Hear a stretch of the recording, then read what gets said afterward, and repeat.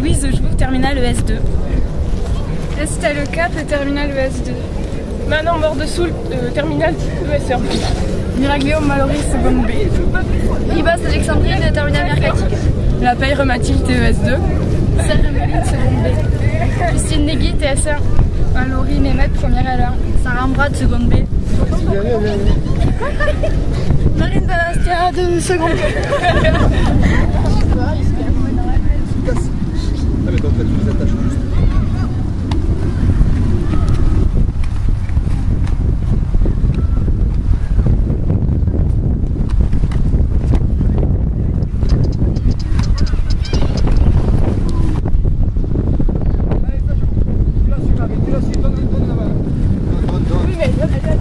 Allez, va au sol, va au sol, va au sol.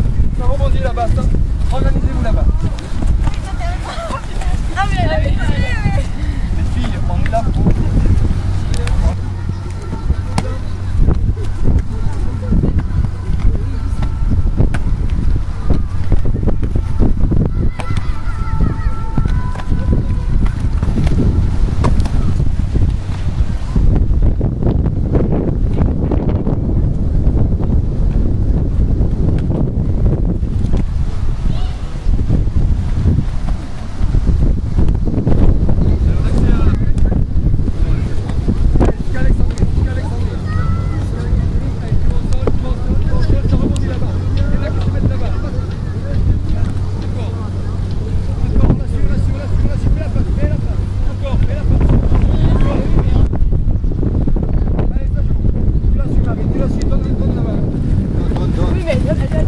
Allez, va au sol, va au sol, va au sol. Ça rebondit là-bas. Organisez-vous là-bas.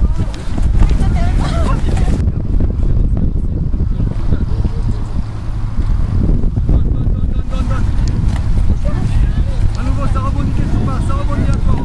Encore, placez-vous, placez-vous. Vas-y, donne, droit, va droit. Allez, va marquer. C'est bon, c'est là.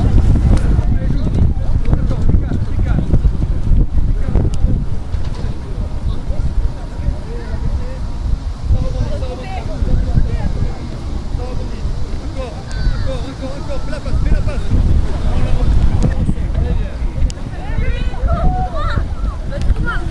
Regarde, il y a la passe. Regarde quelqu'un. Prépare la passe. Oui. Donc on est en présence de M. Astoy, qui est le professeur de PS du lycée Victor Duruy, et aujourd'hui on a décidé de mettre un petit peu à l'honneur le rugby féminin. Alors M. Astoy, que vous pouvez nous parler un petit peu de cette équipe depuis le début de la saison? Alors l'histoire a commencé déjà il y a 5 ans. À la demande de certaines filles, on a monté une équipe. Il faut savoir qu'au début, toutes étaient des filles débutantes. Et donc au fur et à mesure des années, les mêmes filles sont restées. Et c'est elles-mêmes qui vont recruter les filles à l'internat ou pendant la récré. Et donc au fur et à mesure, un petit groupe s'est créé. Et donc on s'entraîne régulièrement. Et il y a quelques matchs organisés pendant l'année. Là aujourd'hui c'est le premier match de l'année. Donc on va pouvoir jauger un peu le niveau de l'équipe. Et il faut savoir que c'est quand même... les niveaux sont très hétérogènes. On a des filles qui commencent à comprendre un peu le jeu de rugby. Mais il y a quand même beaucoup de filles qui n'ont pas la culture rugbystique, qui n'ont pas les comportements. Donc c'est difficile à vraiment les faire progresser rapidement. Il y a le souci de la protection. Elles ont du mal à adopter des comportements de rugbymen. Donc la première difficulté c'est de ne pas se mettre en danger. Et elles ont du mal à s'engager physiquement sans avoir peur de faire mal ou de se faire mal. Donc il y a beaucoup de travail à faire à ce niveau. Alors comment ça se passe par rapport aux garçons? Le temps de jeu, le terrain, nombres de joueuses? Le temps de jeu est réduit puisqu'elles sont vite fatiguées. C'est un jeu à 7, donc on intervient souvent sur le ballon ou on intervient souvent sur le plaquage.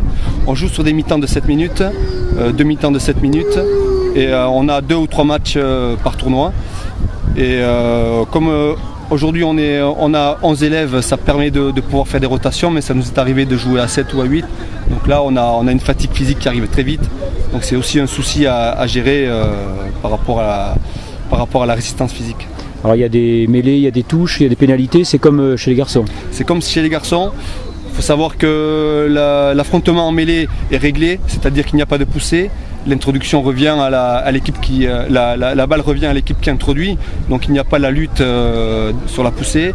Les mêlées se forment à 3 joueuses et les touches, il y a donc une fille qui lance et 2 filles qui disputent le ballon au saut. Bon, elles ont la qualité en tout cas de l'envie et puis de jouer, c'est déjà très beau. Voilà, elles ont des qualités physiques, certaines jouent au basket et elles arrivent à transférer les compétences qu'elles ont dans le jeu de rugby. Et il leur manque juste cette culture de rugbyistique sur les postures à adopter, sur des réflexes de rugbymen à avoir. Mais ça vient avec la pratique et comme on fait que s'entraîner jusqu'à présent, là, et c'est le premier match aujourd'hui, il leur manque réellement du temps pour avoir les réflexes et les bonnes gestuelles. Bon, merci Monsieur Astoy et puis bonne chance pour cet après-midi. Merci.